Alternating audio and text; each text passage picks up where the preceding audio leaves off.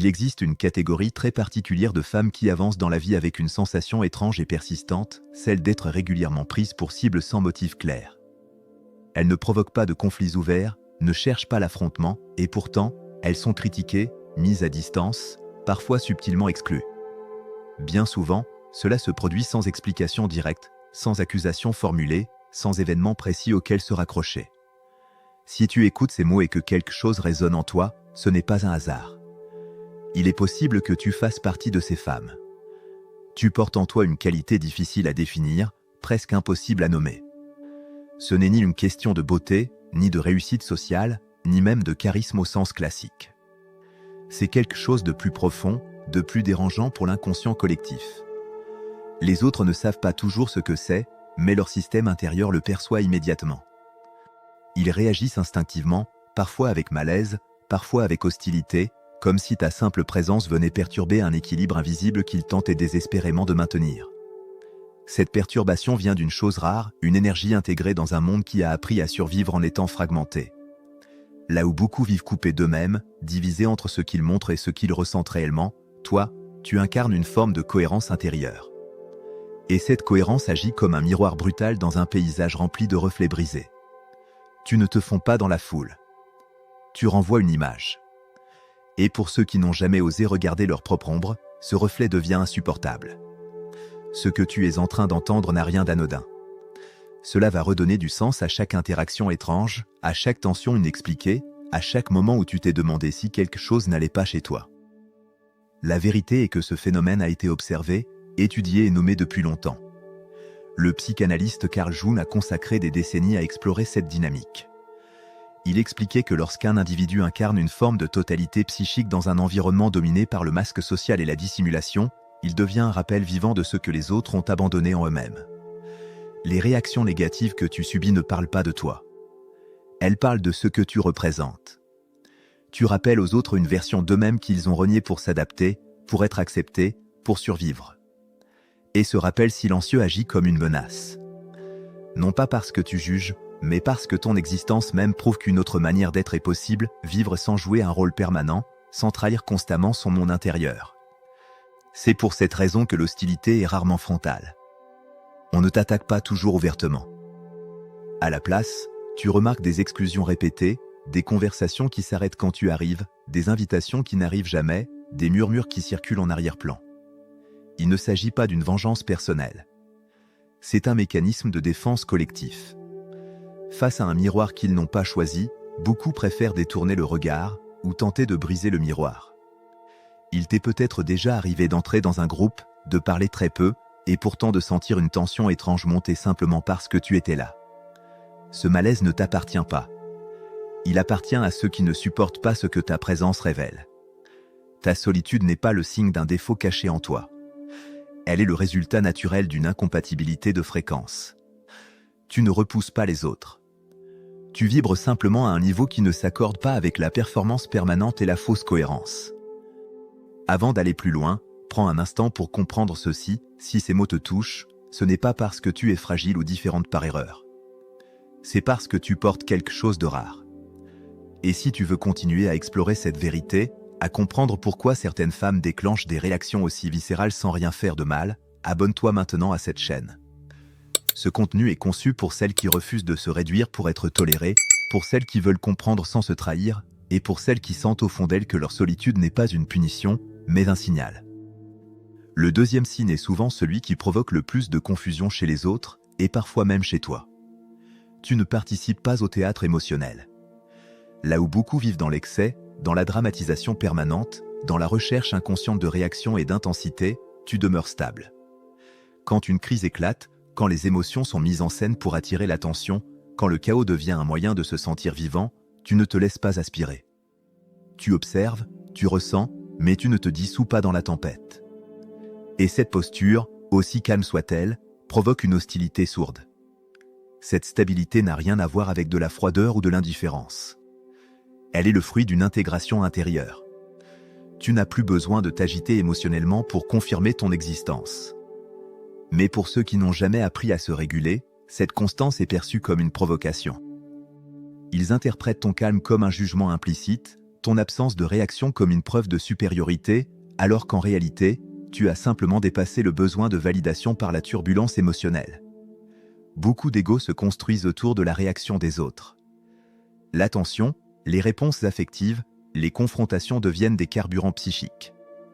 Lorsque quelqu'un déclenche un drame et que tu ne fournis pas la réaction attendue, quelque chose se produit en face de toi. Un vide apparaît. Ce vide n'est pas le tien. Il appartient à l'autre. Et ce vide est profondément inconfortable pour ceux qui ont appris à exister uniquement à travers l'intensité émotionnelle qu'il provoque autour d'eux. Ton refus instinctif d'entrer dans ces dynamiques est souvent vécu comme un abandon. Non pas parce que tu abandonnes réellement quelqu'un, mais parce que tu refuses inconsciemment de nourrir un mécanisme dysfonctionnel. À leurs yeux, cela ressemble à un rejet. Comme si tu leur refusais quelque chose dont ils ont désespérément besoin. La projection démarre alors immédiatement. Si tu n'as pas besoin de drame pour te sentir vivante, alors ta présence devient une menace pour ceux qui en dépendent. C'est à ce moment-là que les accusations implicites apparaissent. On te reproche d'être distante, trop détachée, pas assez impliquée. On te dit que tu manques d'empathie, que tu ne t'investis pas suffisamment, que tu sembles au-dessus de tout cela. Mais ces mots masquent une réalité bien plus simple et bien plus inconfortable pour eux. Tu ne participes pas à la manipulation émotionnelle déguisée en connexion. Tu fais la différence entre compassion et fusion, entre présence et sacrifice de soi.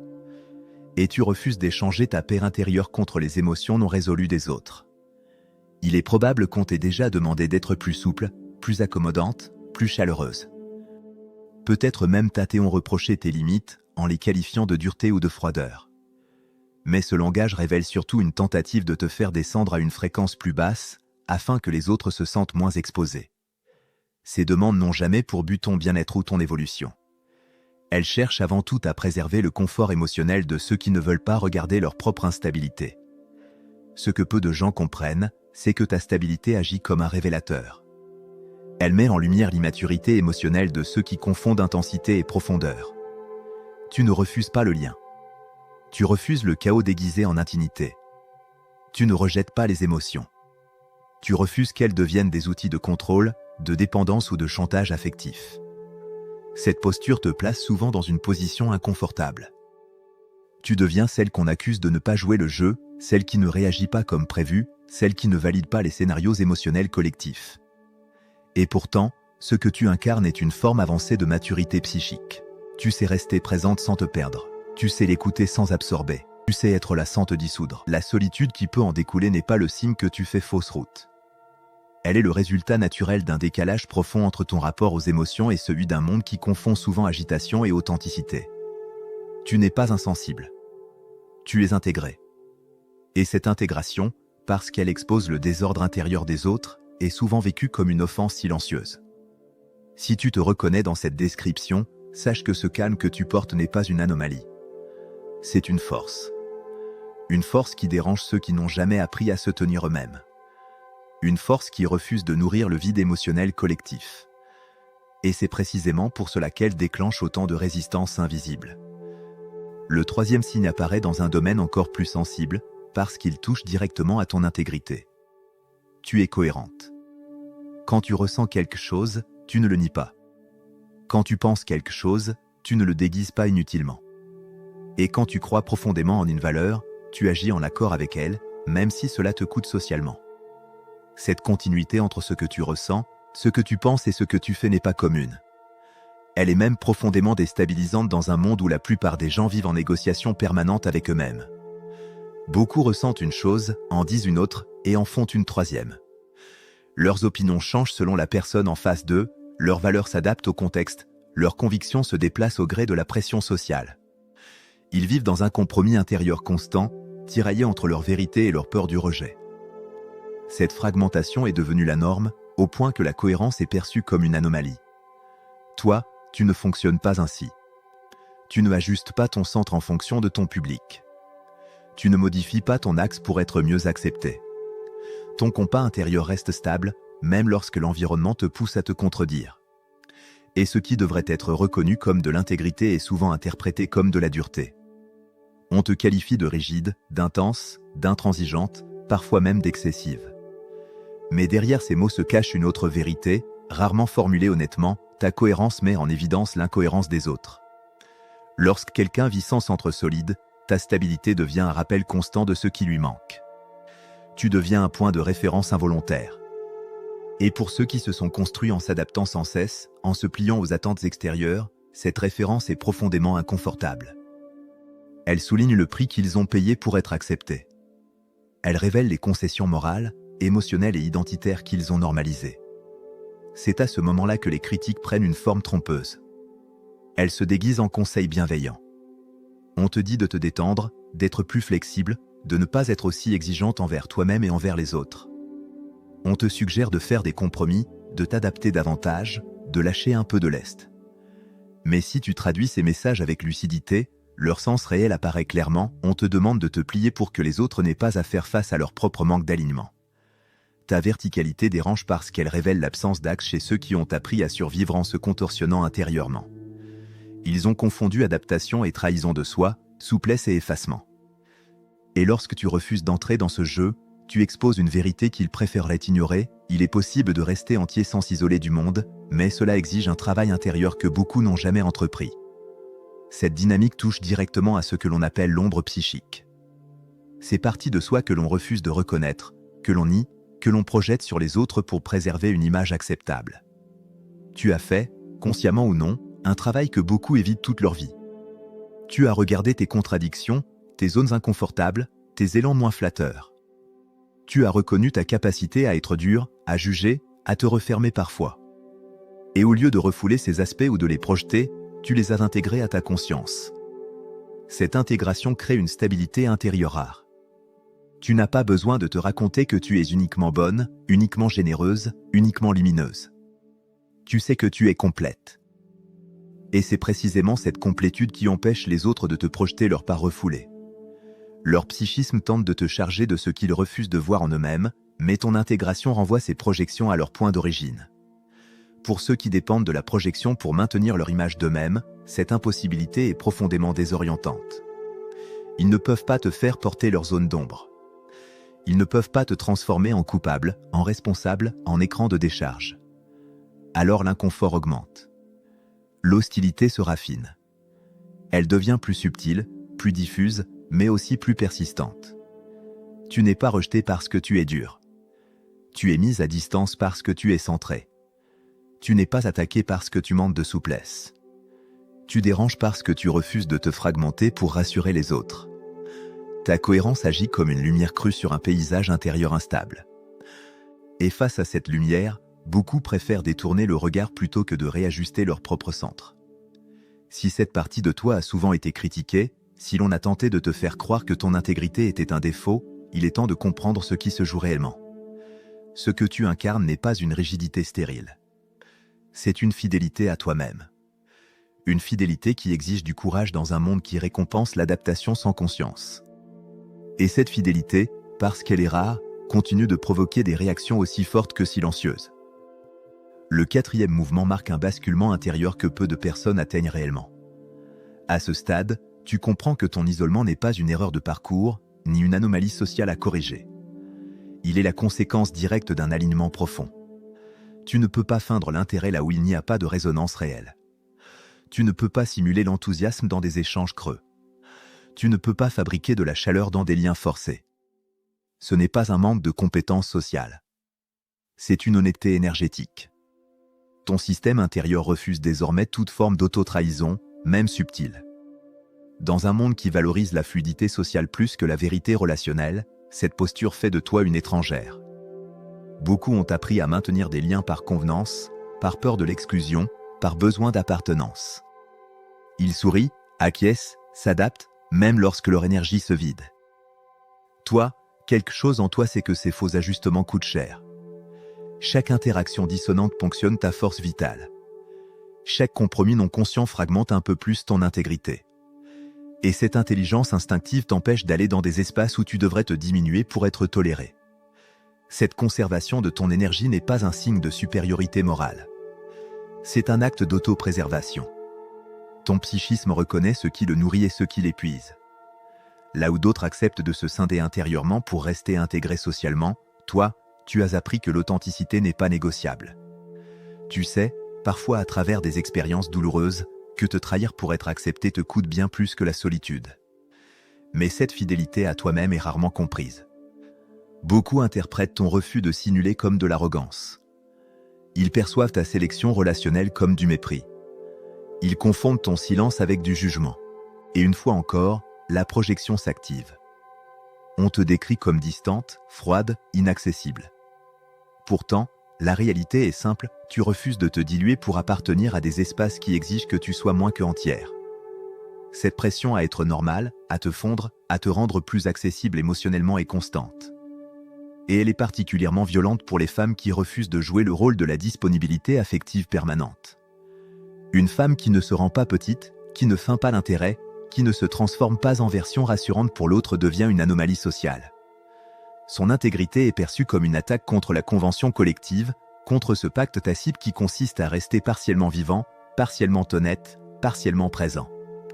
À un niveau encore plus profond, tu portes une gravité qui ne correspond pas à ton âge apparent ni à ton parcours visible. Il y a dans ta présence une densité, une profondeur qui dépasse l'expérience immédiate. Tu reconnais des schémas sans qu'on te les ait expliqués. Tu perçois les blessures derrière les masques. Tu entres dans des lieux et tu ressens ce qui s'y est accumulé émotionnellement. Cette capacité n'est pas mystique. Elle est archétypale. Elle provient de couches profondes de la psyché humaine auxquelles peu de personnes ont accès consciemment. Cette profondeur te rend dérangeante pour les systèmes fondés sur la superficialité, pour les relations construites sur le déni, pour les identités maintenues par l'ignorance de soi. Tu incarnes quelque chose qui a été réprimé, effacé, rendu dangereux, le féminin indompté, la femme qui sait sans demander la permission, qui voit sans attendre la validation, qui existe pleinement dans sa puissance sans s'excuser. Lorsque les autres te rencontrent, ils ne rencontrent pas seulement une personne. Ils rencontrent ce que tu symbolises. Une lignée de femmes punies pour leur clarté, attaquées pour leur intégrité, marginalisées pour leur complétude. L'hostilité que tu subis n'est donc pas personnelle. Elle est structurelle. Elle est la réponse inconsciente à ce que tu rappelles, que la guérison est possible, que l'intégration est réelle, que la guerre intérieure peut prendre fin. C'est pour cela que les attaques s'intensifient souvent lorsque tu progresses. Lorsque tu poses des limites là où tu acceptais autrefois l'irrespect. Lorsque tu choisis la solitude plutôt que les relations toxiques. Lorsque tu cesses de te justifier auprès de ceux qui ont décidé de ne pas comprendre. Chaque pas vers ton intégration est perçu comme une trahison par ceux qui ont bâti leur identité sur la souffrance partagée. Ta paix remet en question le récit. Et plutôt que de remettre ce récit en cause, ils tentent de t'exclure. Mais désormais, tu vois clair. Tu comprends que tu n'es pas rejetée parce que tu es imparfaite, mais parce que tu es entière. Tu n'es pas attaquée parce que tu es brisée, mais parce que tu as intégré ce que beaucoup fuient encore. Cette compréhension change tout. Tu cesses de prendre ces réactions pour des verdicts sur ta valeur. Tu arrêtes d'essayer de réparer quelque chose qui n'a jamais été cassé. Tu reconnais que ta solitude est sacrée, que tes limites sont vitales, et que ton refus de baisser ta fréquence n'est ni de l'arrogance ni de la dureté, mais un acte de survie et de respect de soi. L'invitation finale est simple et radicale. Arrête de te battre pour une place dans des cercles qui exigent ta fragmentation. Arrête d'expliquer ta lumière à ceux qui ont choisi l'ombre. Les rares personnes capables de te rejoindre à ta fréquence n'auront pas besoin de justification. La résonance ne se démontre pas. Elle se reconnaît. Si ce message t'a traversé, si tu t'es reconnu dans cette trajectoire, alors abonne-toi maintenant à cette chaîne. Ici, on ne cherche pas à rendre l'intégrité confortable pour tous, mais à donner des repères à celles qui refusent de s'éteindre pour être acceptées. Laisse aussi un commentaire pour dire ce qui t'a le plus parlé, non pour être validé, mais pour poser ta voix dans un espace qui comprend que l'incompréhension n'est pas un échec, c'est une fréquence. Et chaque fois que tu assumes cette fréquence, tu ouvres la voie à d'autres qui n'osaient pas encore se reconnaître.